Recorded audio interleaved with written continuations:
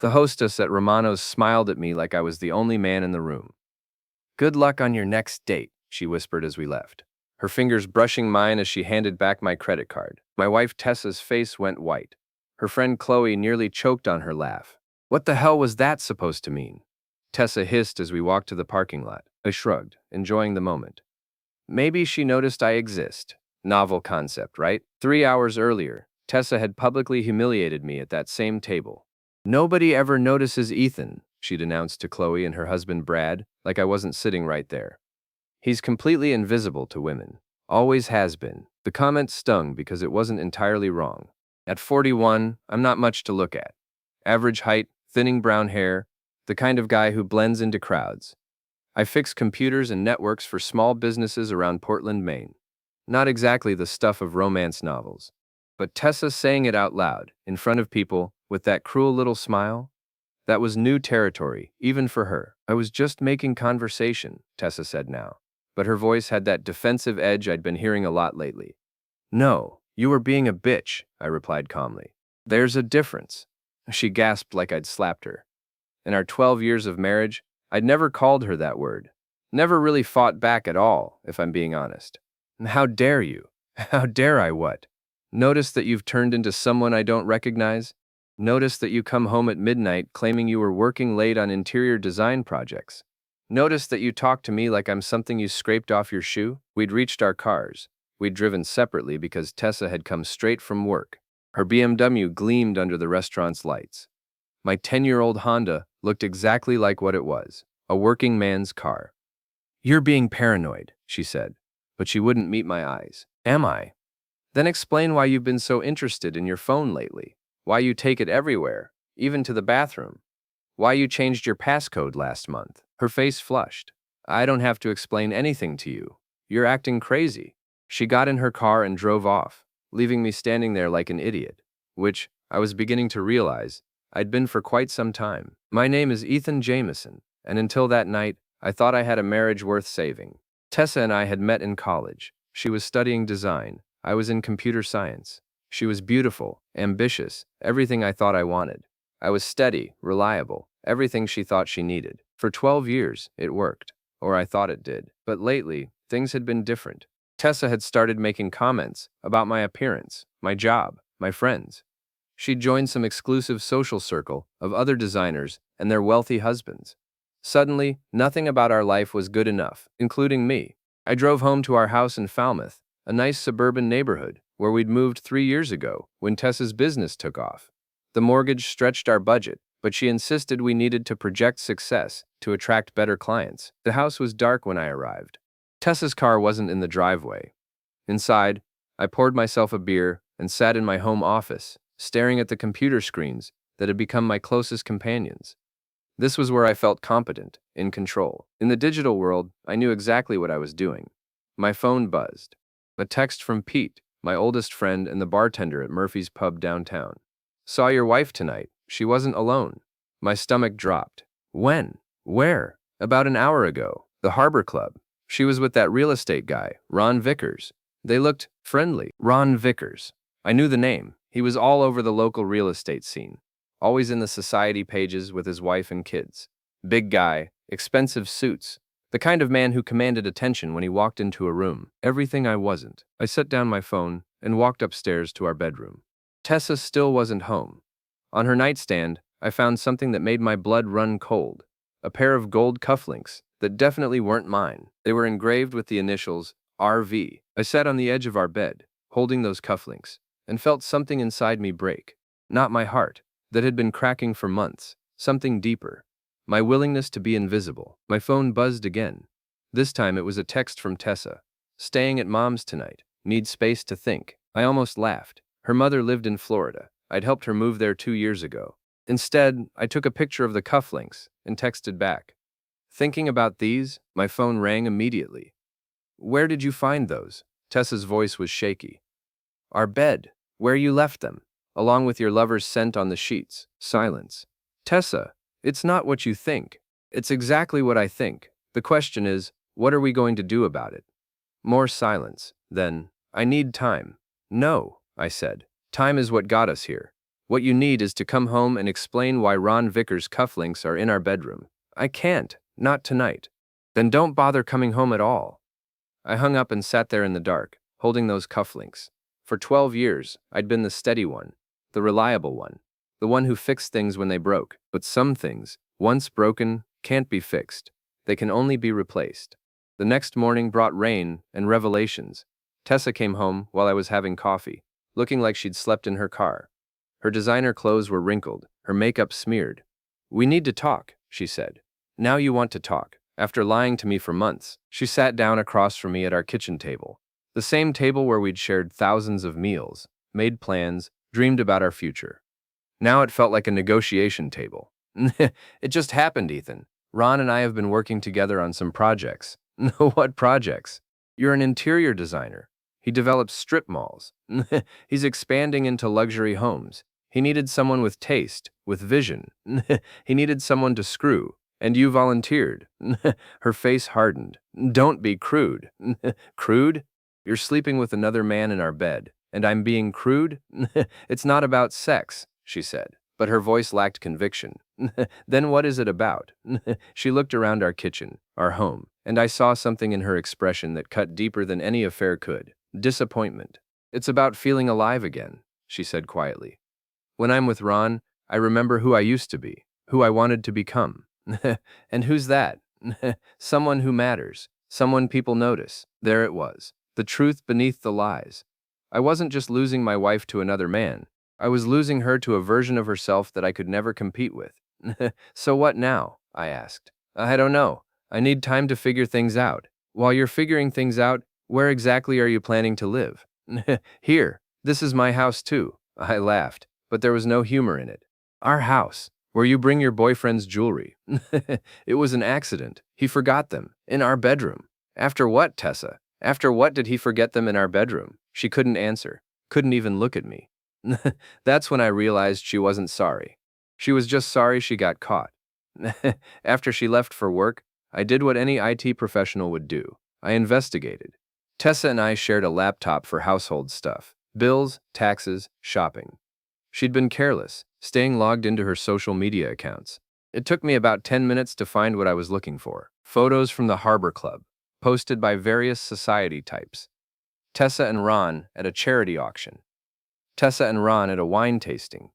Always standing close, always looking at each other like they shared delicious secrets. The photos went back 4 months, but it was the private messages that really told the story. Screenshots from a group chat with her designer friends, Chloe, Marissa, and Lisa. They called themselves the Ladies Who Lunch, and apparently they shared everything. Chloe: "How's the situation with Ethan?" Tessa: "Same. He's so clueless, still thinks I'm working late." Marissa: "Don't you feel bad?" Tessa: "Why should I? He's had 12 years to be interesting. It's not my fault he chose to be boring instead." Lisa: "Ron is definitely an upgrade. That man knows how to treat a woman."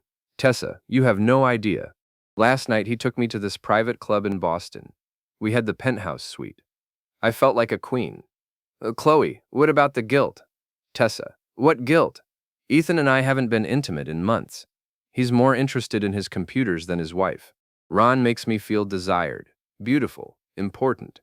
Marissa: "Just be careful. These things can get complicated." "Only if you let them. Besides, Ethan would never leave me. He doesn't have the backbone." I sat back in my chair, feeling like I'd been punched in the stomach. This wasn't just an affair. It was a complete dismantling of our marriage, our life together, everything I thought we had. And according to my wife, I was too much of a coward to do anything about it. My phone rang. "Pete, how you holding up, buddy?" "I've been better." "What do you know about Ron Vickers?" "Rich guy, big ego, married with 2 kids. Why?" "He's sleeping with my wife." Pete was quiet for a moment. "Jesus, Ethan, I'm sorry." "Don't be sorry. Help me. I need to know everything about this guy." "What are you planning?" "I don't know yet, but I'm done being invisible." That afternoon, I drove to Vickers Development, a gleaming office building downtown. Ron's company occupied the top 3 floors. I didn't have a plan, exactly. I just wanted to see him, to understand what Tessa saw in him that she'd never seen in me. I didn't have to wait long. At 5:30, Ron Vickers walked out of the building like he owned the sidewalk. He was everything I'd expected. Tall, broad-shouldered, silver-haired, wearing a suit that probably cost more than I made in a month. The kind of man who'd never been invisible a day in his life. He got into a black Range Rover with vanity plates, RVDV1, Nuns, Nuereliev, and Nunafonseg. I followed him. He drove to an upscale gym, worked out for an hour, then went to a steakhouse, where he met two other men in expensive suits. They laughed loud, drank expensive wine, and talked about deals and money and all the things that apparently made life worth living. At 9 o'clock, he left the restaurant and drove to the Harbor Club, the same place Pete had seen him with Tessa. I parked across the street and watched him go inside. 20 minutes later, Tessa's BMW pulled up. I sat in my car in the rain, watching my wife walk into another man's arms, and felt the last piece of my old self die. But something new was being born. Something that had been buried under 12 years of being steady, reliable, invisible Ethan Jameson. Something that was tired of being ignored. I drove home and spent the night planning. By morning, I had a strategy. It wasn't elaborate or sophisticated. It was simple, direct, and perfectly legal. Ron Vickers was about to discover that invisible men see everything, and sometimes they fight back. Saturday morning, Ron Vickers was hosting an open house at a $1 million property in Cape Elizabeth. I knew this because his company's website advertised it prominently. Luxury living with ocean views, hosted by Ron Vickers himself. I put on my best shirt and drove over. The house was spectacular. Modern architecture, floor-to-ceiling windows. The kind of place where Tessa probably imagined herself living. There were maybe 30 people wandering through, mostly well-dressed couples who looked like they could actually afford it. Ron was in the kitchen, charming a young couple, when I walked up. "Excuse me," I said loudly enough for everyone nearby to hear. "Ron Vickers?" He turned, smiling automatically. "Yes, that's me. Are you interested in the property?" "Not exactly. I'm Ethan Jameson, Tessa's husband." His smile faltered. The young couple stepped back, sensing drama. "I just wanted to thank you," I continued, my voice carrying across the open floor plan, "for all the extra attention you've been giving my wife. Those late-night design consultations must be exhausting." The room went quiet. Ron's face flushed red. "I think there's been a misunderstanding." "Oh, there's definitely been a misunderstanding." I understood that when a man wears a wedding ring, he keeps his hands to himself. Silly me. "Sir, I'm going to have to ask you to leave." "Of course you are. But first, let me ask you something. When you forgot your cufflinks in my bedroom, did you at least have the courtesy to change the sheets?" A woman gasped. Someone pulled out their phone. Ron looked like he wanted to disappear through the floor. "Security," he called out. But there was no security. Just 30 potential home buyers who were getting a much better show than they'd expected. "Don't worry," I said, backing toward the door. "I'm leaving. But Ron, next time you want to play house with someone else's wife, maybe don't leave your jewelry behind. It's tacky." I walked out to scattered murmurs and at least 3 people recording video on their phones. By the time I got home, my phone was ringing. "What the hell did you just do?" Tessa screamed. "I introduced myself to your boyfriend. Seemed like the polite thing to do." "You humiliated him in front of clients." "I humiliated him. That's rich. Coming from someone who's been humiliating me for months." "Ethan, you don't understand. Ron could sue you for what? Telling the truth? Let him try." She hung up. 5 minutes later, she called back. "Ron wants to meet with you, to talk this out like adults." "I'm sure he does. Where?" "Murphy's Pub, tonight at 8. Pete's place. Interesting choice." "Fine, but I'm bringing backup." "What kind of backup?" "The kind that records conversations." That evening, I arrived at Murphy's early. Pete had cleared out the back room for us, and I'd set up my phone to record everything. Perfectly legal in Maine, as long as one party consents. Ron showed up at 8 sharp, looking like a man who'd spent the day getting yelled at. His usual confidence was nowhere to be seen. "Ethan," he said, sitting down across from me, "I think we got off on the wrong foot." "You think? When exactly was the right foot? When you started screwing my wife, or when you left your cufflinks in my bed?" He winced. "Look, I know how this looks. It looks like you're a married man having an affair with another married woman, because that's exactly what it is. It's more complicated than that." "Is it? Are you married?" "Yes, but are you sleeping with my wife?" Long pause. "Yes." "Then it's not complicated at all. It's simple. You're a cheating bastard, And she's a cheating wife. Ron leaned forward. Your marriage was already over, Ethan. Tessa told me. Tessa told you what she needed to tell you to get you into bed. But here's what she didn't tell you. We're not divorced. We're not separated. We're married, and you're the other man. She's going to leave you. Maybe. But until she does, you're going to stay away from her. Ron laughed, but it sounded forced. Or what? Or I'll make sure everyone in Portland knows exactly what kind of man you are.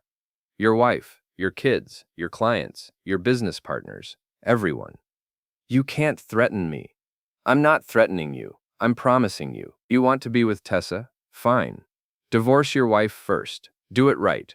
But if you keep sneaking around, if you keep disrespecting my marriage and yours, I'll destroy your reputation so completely that you'll wish you'd never heard the name Jameson. Ron stood up, his face dark. You think you can intimidate me? You're nobody, Ethan. A small-time computer geek who can't satisfy his own wife. You're right, I said calmly. I am nobody, which means I have nothing to lose. Do you? He stared at me for a long moment, then walked out without another word. Pete came over as soon as Ron left. How'd it go? He's not backing down. If anything, I think I made him more determined. So what's your next move? I smiled, but it wasn't a pleasant expression. I'm going to give him what he wants, attention. The next morning, I created a simple website, therealronvickers.com. Nothing fancy, just a basic page with photos from social media showing Ron and Tessa together, along with a timeline of their affair and some choice quotes from Tessa's group chat. I didn't include anything private or invasive. Just public information, arranged in a way that told the story clearly. Then I bought Google Ads targeting Ron's name and his company. Anyone searching for Ron Vickers or Vickers Development would see a link to my site at the top of their results. Within hours, my phone was ringing off the hook. Take it down, Tessa screamed. Take it down right now. Take what down? You know what, that website. Oh, that. I thought people should know the truth about their real estate agent. Full transparency, right? This is insane. Ron's wife called me. His business partner saw it. You're ruining his life. I'm not ruining anything. I'm just making sure he's not invisible anymore. Isn't that what you wanted? A man people notice? The line went quiet. Ethan, she said finally, her voice different now, scared. What do you want? I want my wife back. But if I can't have that, I want everyone to know what kind of woman I married. What's that supposed to mean? It means this is just the beginning, Tessa. You made me invisible for months. Now it's your turn. By Monday morning, The Real Ron Vickers had been viewed over 3,000 times. Ron's business phone was ringing constantly, but not with new clients. His wife had moved out. Two of his biggest investors had called emergency meetings. I knew this because Marissa, one of Tessa's friends, had a big mouth and a guilty conscience. She called me Sunday night. Ethan, you need to stop this. Ron's family is falling apart. Should have thought about that before he started sleeping with my wife. Tessa's miserable. She's been crying for 2 days. Good. Maybe she'll remember what it feels like to have consequences. This isn't like you. You're not a vindictive person. You're right. The old Ethan wasn't vindictive. But the old Ethan was also a doormat. I'm trying something new. What do you want? Really? I want them to understand that actions have consequences. I want them to feel what I felt when I found those cufflinks. I want them to know what it's like to be humiliated. And then what? I don't know yet. I'm making this up as I go. Tuesday brought escalation. Ron hired a lawyer and sent me a cease and desist letter, demanding I take down the website. I forwarded it to my own lawyer, a guy named Dave who'd helped me with some business contracts. Can he make me take it down? I asked. Not unless you're posting lies. Is any of it false?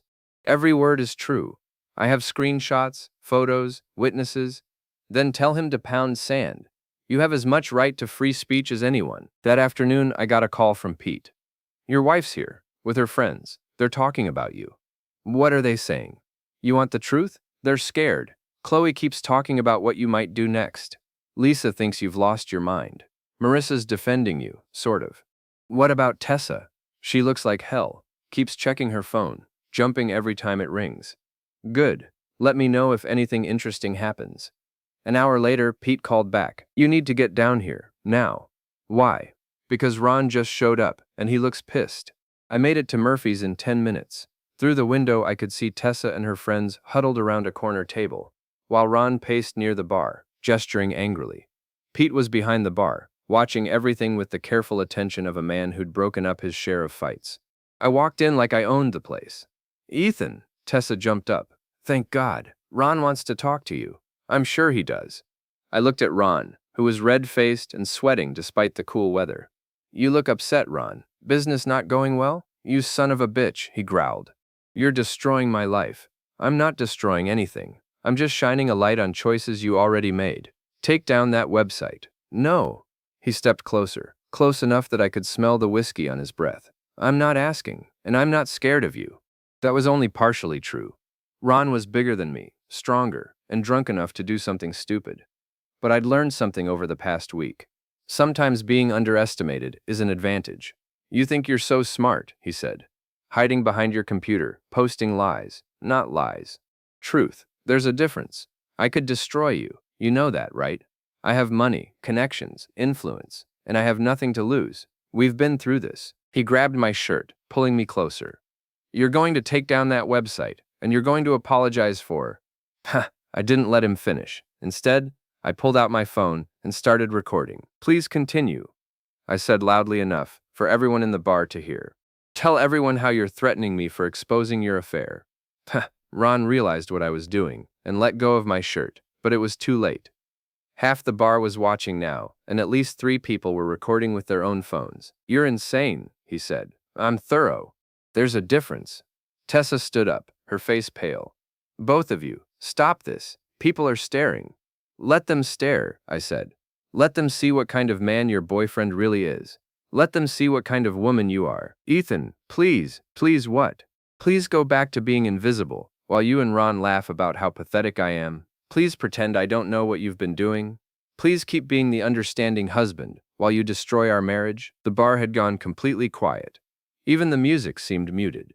"I loved you," I said, and my voice cracked slightly. "For 12 years, I loved you. I worked to build a life with you, to make you happy, to be the man you needed. And you threw it away for what? For him?" I gestured at Ron, who was looking increasingly uncomfortable with the public attention. "He's married, Tessa. He has kids. He's not going to leave his wife for you. You're just his midlife crisis, his exciting little secret. And when he gets bored, or when the scandal gets too hot, he'll drop you and go back to his real life." "That's not true," she said, but her voice was small. "Isn't it? Ron, tell her. Tell her about the conversation you had with your lawyer yesterday.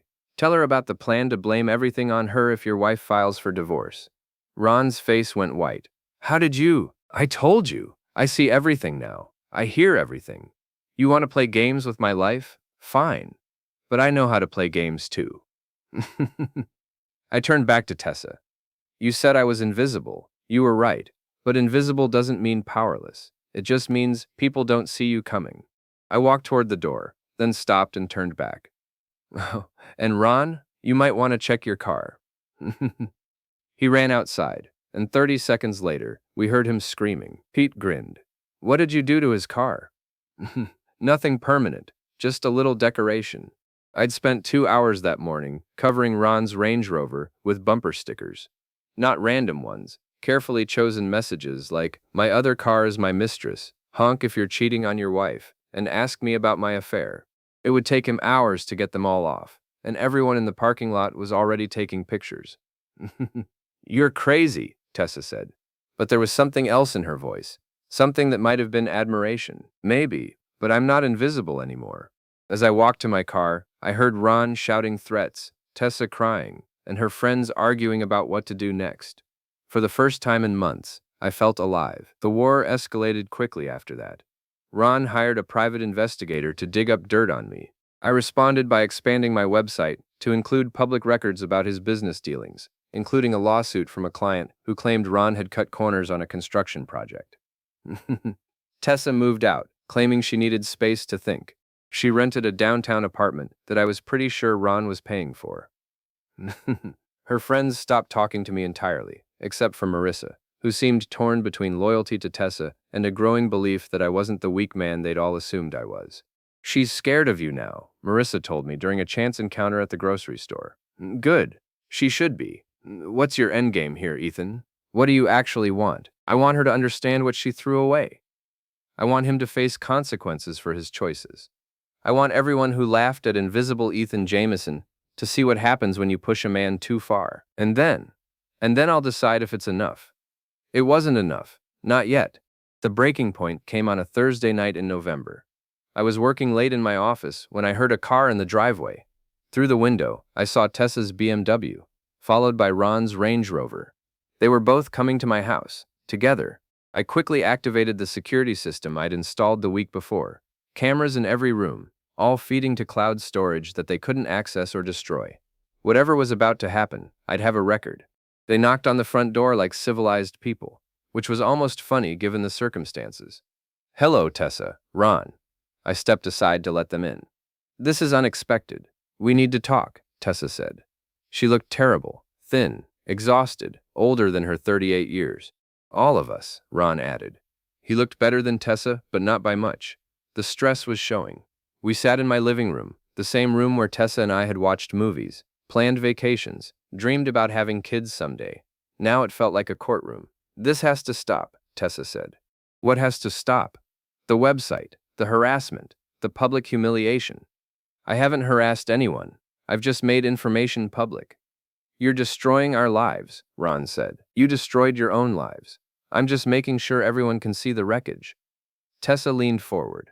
"What do you want, Ethan? Really? What will it take for you to stop?" I pretended to consider the question. "I want you to tell me why. Why what? Why you threw away 12 years of marriage. Why you chose him over me. Why you decided I wasn't worth the truth." She was quiet for a long time. When she finally spoke, her voice was barely above a whisper. "Because I felt dead inside. Because our marriage had become routine, predictable, safe. Because when I looked at our life, I couldn't see any passion, any excitement, any reason to keep going. So you decided to have an affair instead of talking to me about it. I tried to talk to you. You never listened." "When? When did you try?" "Last year, when I suggested we take that trip to Europe. You said we couldn't afford it. When I wanted to redecorate the house, you said it was fine the way it was. When I suggested we try new things, go new places, meet new people, you always had an excuse." I felt something twist in my chest. Because she wasn't entirely wrong. "So you found someone who could afford Europe, someone who cared about decorating, someone new. I found someone who made me feel alive again. And what about me? What was I supposed to feel when I found his cufflinks in our bed?" She started crying then. Real tears, not the manipulative ones I'd seen before. "I never wanted to hurt you. I just wanted to feel something other than empty." Ron shifted uncomfortably. This wasn't going the way he'd expected. "And you," I said, turning to him. "What's your excuse?" "I don't need an excuse. I'm a grown man. I can make my own choices, even when those choices destroy two families." "Your marriage was already over. I just helped end it faster." "My marriage," I said slowly, "was struggling. There's a difference. We could have worked on it, gone to counseling, found our way back to each other. But you didn't give us that chance." Tessa didn't want to work on it. She wanted out. I looked at my wife, my soon-to-be ex-wife, and saw the truth in her face. She had wanted out. Maybe not consciously, maybe not at first, but somewhere along the way, she'd given up on us. "Okay," I said. "I understand now."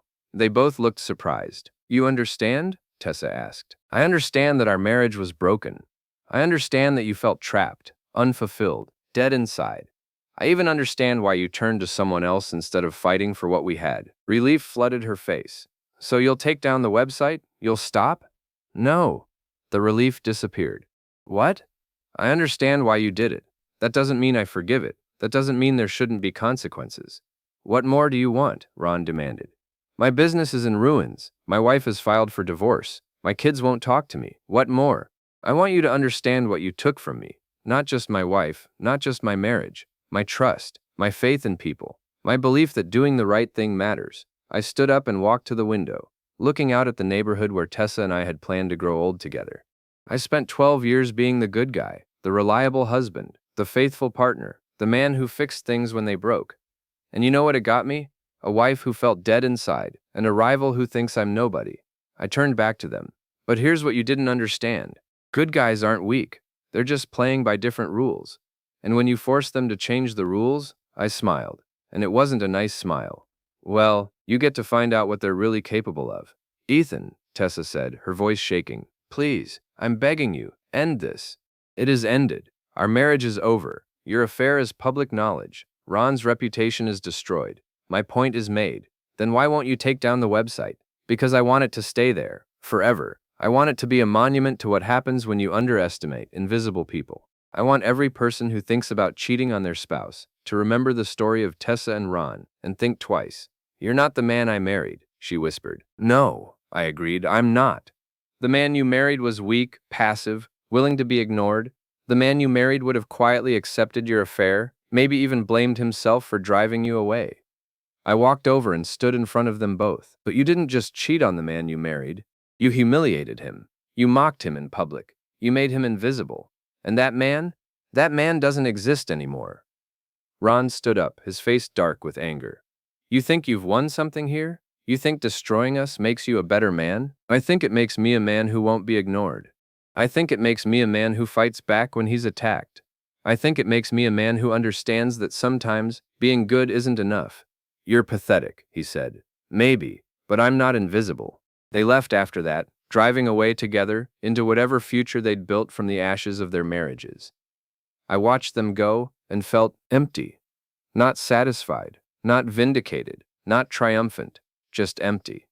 But not invisible, never invisible again. The next morning, I got a call from Pete. How you feeling, buddy? Like I won a war but lost everything I was fighting for. That's the thing about revenge. It never feels as good as you think it will. I know, but it was necessary. Was it? I thought about that for a long time after we hung up. Was it necessary? Or was it just the only way I knew how to feel powerful again? I never took down the website. It's still there, a digital monument to a marriage that died and the man who refused to die with it. Sometimes I get emails from people who've read the story, some supportive, some critical, some from other betrayed spouses who understand the rage and helplessness that drove me to such lengths. Tessa and Ron lasted 6 months after their divorces were finalized. Turns out that relationships built on betrayal don't have strong foundations. Who knew? I never remarried. Never even dated seriously. But I learned something important in those dark months. Being invisible isn't the same as being powerless. Sometimes the people you don't notice are the ones you should fear most. Because when invisible people decide to be seen, they don't do it quietly. They do it with a bang that echoes for years.